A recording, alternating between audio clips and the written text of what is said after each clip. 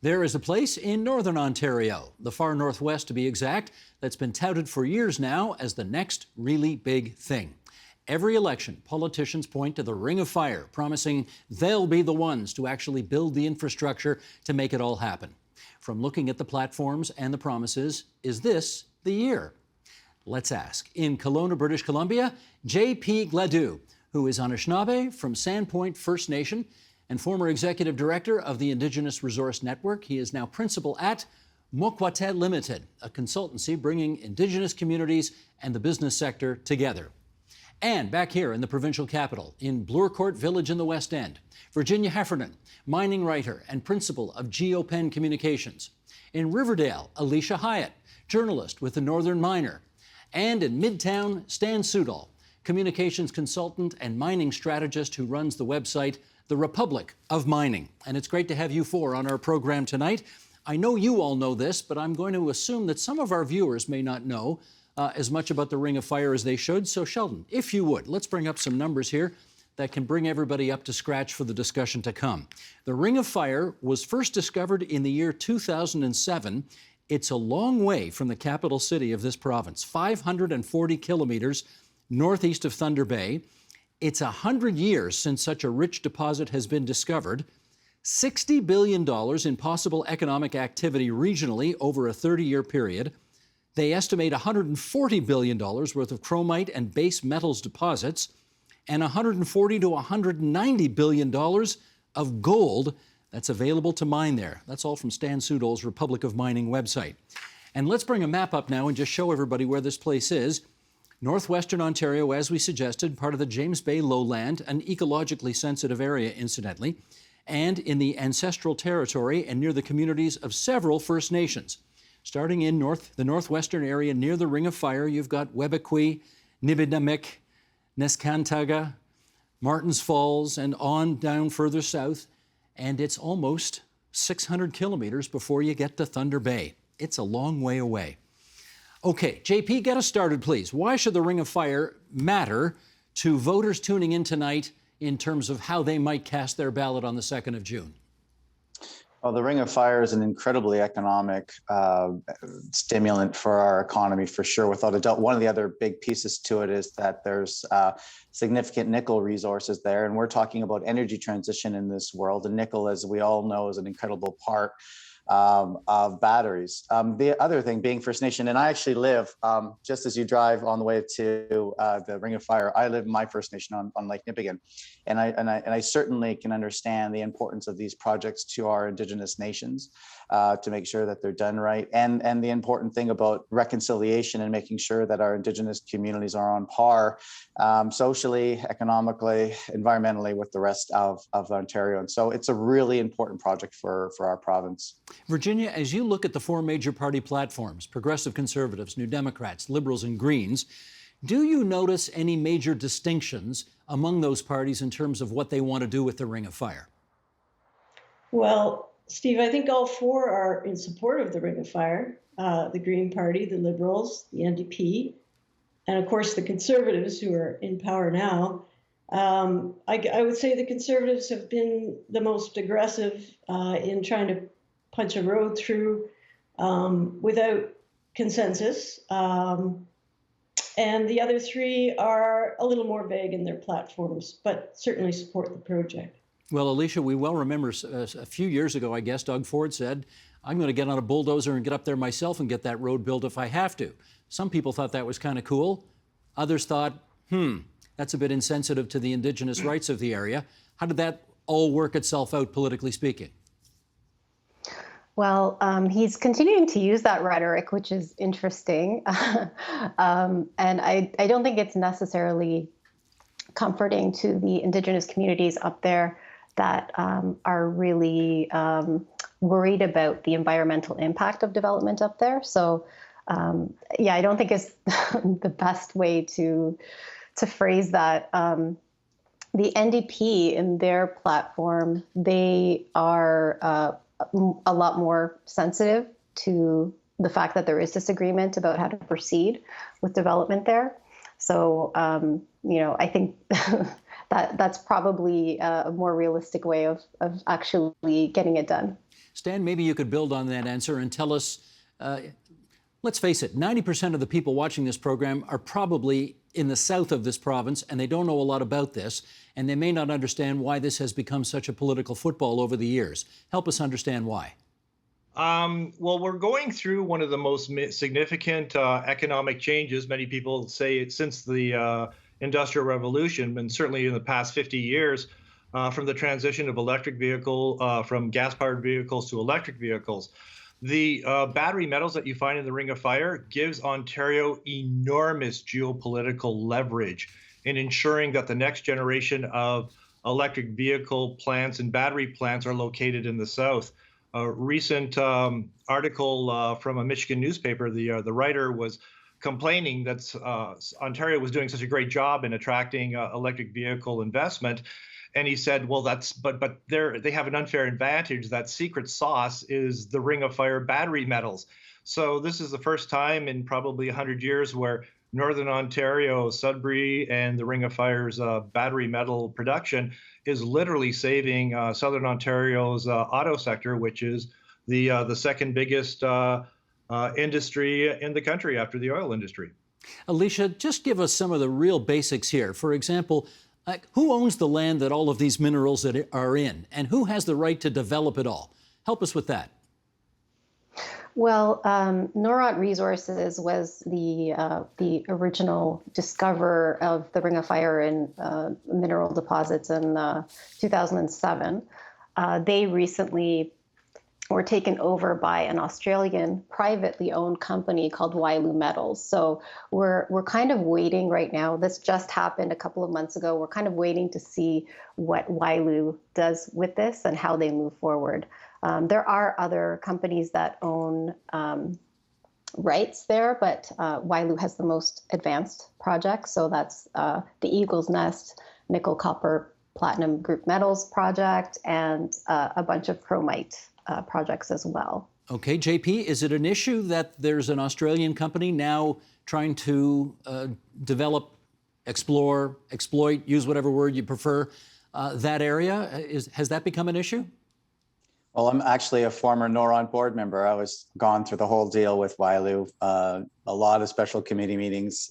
Certainly, I've spent time pre and post time with Wyloo, and I can tell you they're a great bunch. I spent a lot of time in Australia with the Indigenous Aboriginal communities there, and they've had some great learnings there. And they're hungry for knowledge. They've been engaging the communities, and so when we talk about who owns the land, that is the big question, and quite frankly, all over our country. Anytime you get into traditional territories, which is everywhere, and they overlap with projects in the Crown land, that's the intersection that we're all trying to solve in this country around the Indigenous rights, Indigenous inclusion, Indigenous economic reconciliation, political.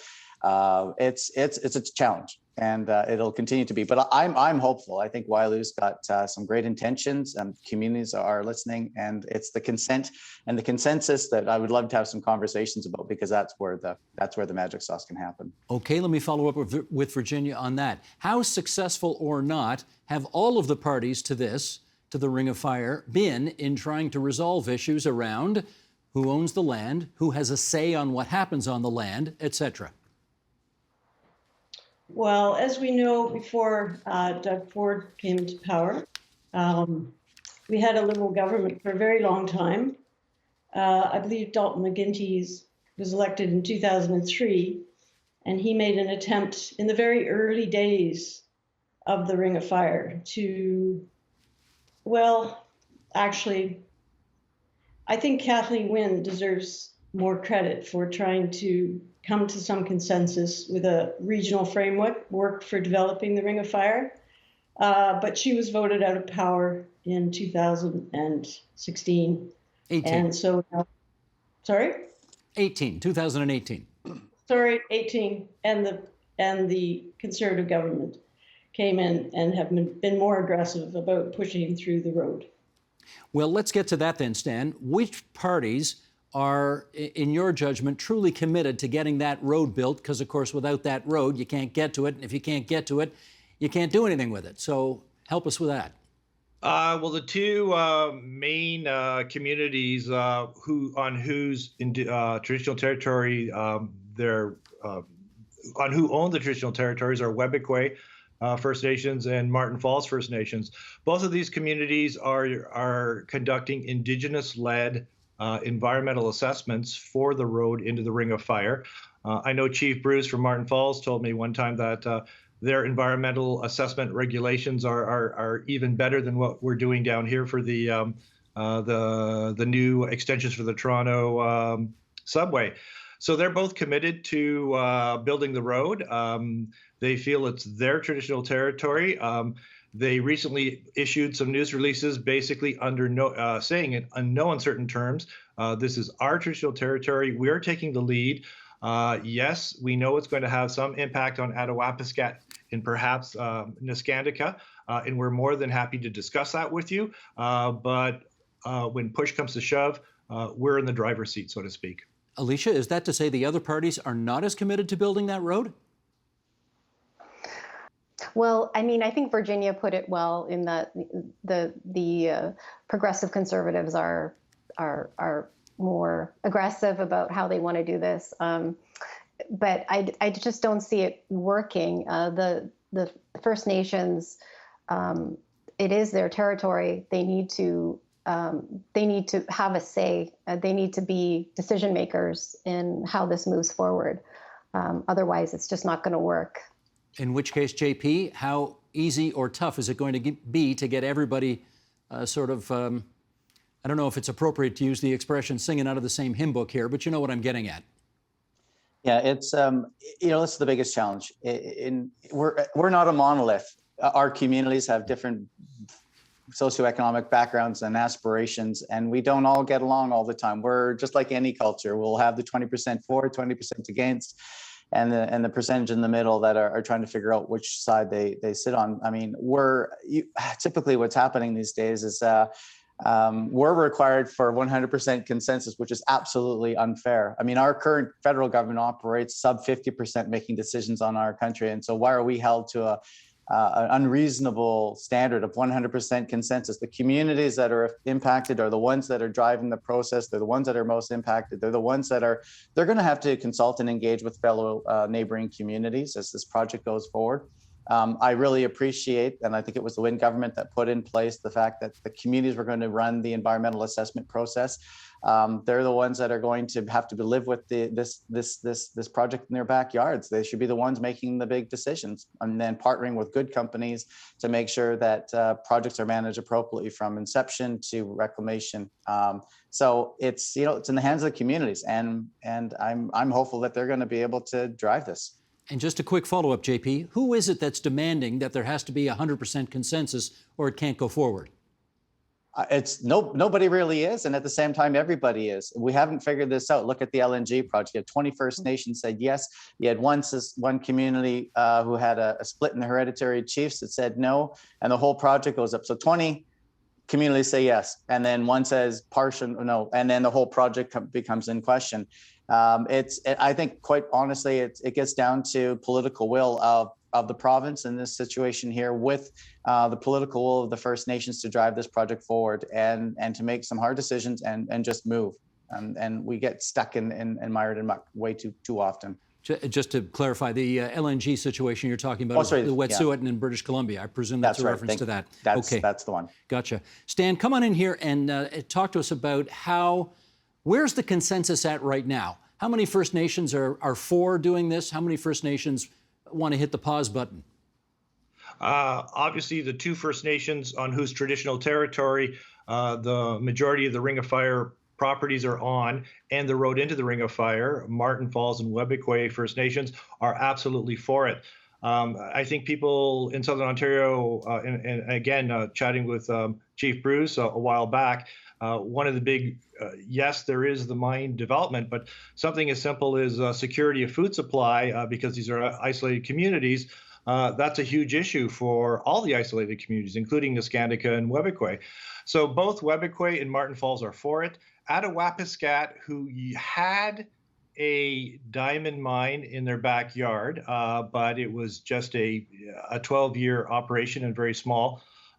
is against it, or it seems to be against it, but at the same time, they're working on their own north-south road along the James Bay coast.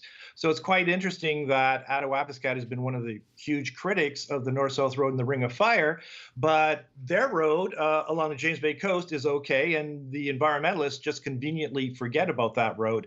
Nescandica, of course, is again someone who's been very much against the project. Oh, just a quick backup. Attawapiskat is roughly 280 kilometers away from the Ring of Fire on the James Bay coast. Nescandica, which is 130 kilometers upriver from the Ring of Fire, and if there was any problem, would definitely not be affected because water doesn't go backwards, is again someone who's very much saying that they haven't been consulted enough, and the whole question, and I'm sure JP has seen this, how much consulting is enough consulting? And then again, a little bit of problematic. They're working on their own biofuel project, which is basically cutting down trees to create electricity. And you think 20 years of that is going to have a much bigger environmental impact than the small 1 kilometer region that the Eagle's Nest is going to be on. Okay, well, let me jump in here for a second, because you've raised a whole bunch of good issues, and Alicia, I want to put that to you, which is, I mean, how close, or how far away, perhaps more appropriately, how far away from the Ring of Fire can a First Nation be and yet still feel entitled to have a say over its development? Have they figured that out yet? Not at all.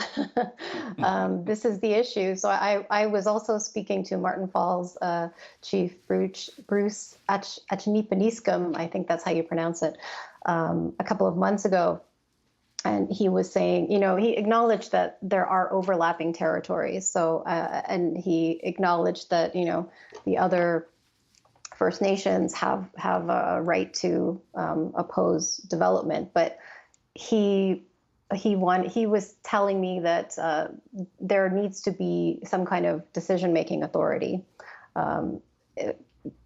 for cases like this, because, as JP mentioned, First Nations are not a monolith, and they don't all want the same thing or feel the same way. So, that decision-making authority doesn't really exist right now. Gotcha. Now, Virginia, again, I'm going to put this question to you because you've studied the platforms and you know what the competing efforts are here by the political parties.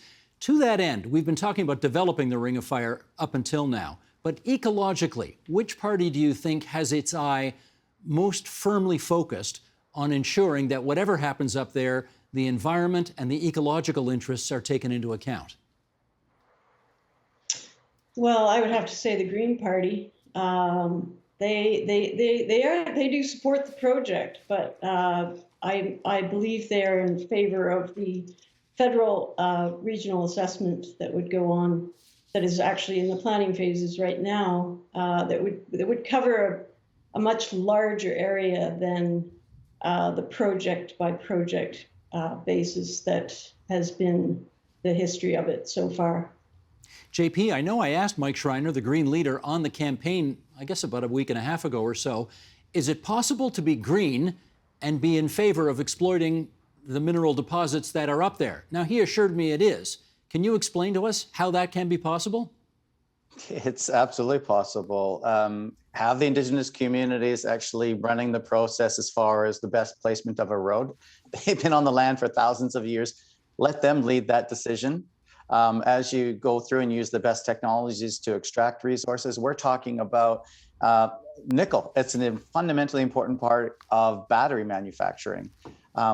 So having Indigenous knowledge and having the best technology and that knowledge system to extend from, as I mentioned, from the very beginning of the project to land reclamation, you can absolutely have. If we're going to get off or reduce our dependency on, and I sit on the Suncor board, so I certainly am very pro resource development in oil and gas. But we've had some incredible experience with our Indigenous communities in Alberta. And we're looking at carbon capture, we're looking at hydrogen. I mean, we're investing, not just looking at it. And we do this with our partnerships with our Indigenous communities. It is possible, and we've got to do it together. We can't just simply think that we're going to, our cell phones and everything like that, it comes from minerals. My good friend Lorraine she'll often say, the mineral table, oh my goodness, is not dead. Everything, we need it, and we've just got to get better at getting at it and making sure that we do it responsibly. All right, Alicia, let me put to you something that the NDP leader, Andrea Horwath, said during the Northern Ontario leaders' debate in North Bay, when she said not only does she want to see the Ring of Fire develop, but she wants to see the metals refined here in the province of Ontario. I gather you found that comment to be of interest. How come? Yeah, I mean, I think I was a bit surprised. I think just hearing politicians talk about the importance of critical minerals and the importance of building battery supply chains locally, it's a really new thing. So it still shocks me when I hear it. Yeah, so it kind of feels like mining is having a bit of a moment because people are finally starting to realize how important it is in the energy transition. And we're getting some attention, some positive attention for once. Right. Stan, is it even possible to do all that refining here in the province? Absolutely. I mean, you have to look at what just happened with the Russian invasion of Ukraine. Roughly 20% of the Class 1 nickel that goes into battery production has been taken off the market. Elon Musk does not want to use blood or genocidal nickel in his electric vehicle batteries.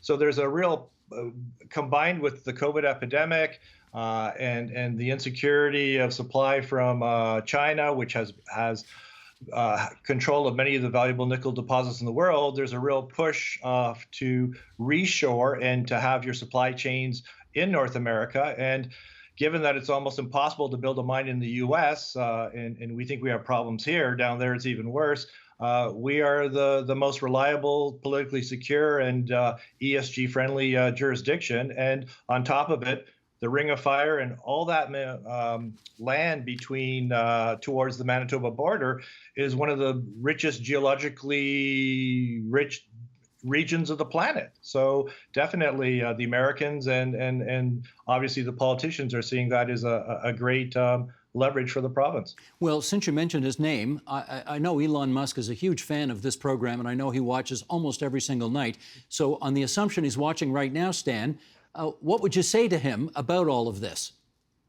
Well, you know what? He just finished some procurement deal with Vale and Sudbury. So you're getting Sudbury and Voisey Bay and Thompson nickel going into his batteries. But I would put push comes to shove if I were the politicians and say, Elon, you want to continue access to Ontario's strategic and battery metals. The next gigafactory has to be in Southern Ontario, and I've got the perfect place. The old Ford assembly plant in St. Thomas, south of London. It's empty, and there's a spot for the new Tesla gigafactory right there. JP, you're going to second that motion? I absolutely second that motion, and building on comments. There's nowhere else better in the world to develop. I mean, pollution does not know borders. If we ship all of our minerals offshore, often the energy required to process them is used by coal. That's the energy source. I mean, Canada's got hydro, nuclear, wind, solar. Yes, we've got gas, but we certainly can do an amazing job of facilitating more sustainable production of the batteries. And the second thing that I want to bring, we just went through a pandemic, or still in it, and Canada was at the bottom of the list when it came to getting the vaccines. I don't want to be at the bottom of the list again if we want to be able to get batteries, and how important that is to if we ship everything off. There's a lithium mines right by my First Nation, 2 of them. We want to be able to process those locally. We want to be able to make sure that we've got our supply chain, and that Indigenous communities who have been behind the 8 ball for a very long time are part of the process of actually manufacturing from digging it out of the ground to manufacturing and everything in between. All right, Alicia, talk to us about supply and demand as it relates to nickel. How do you think Ontario is poised for the EV car manufacturing demand, presumably to come? Well, nickel demand is rising because of it is a battery metal. Right now, nickel production mostly goes to stainless steel, and so battery is a small proportion of that, but it's rising very quickly.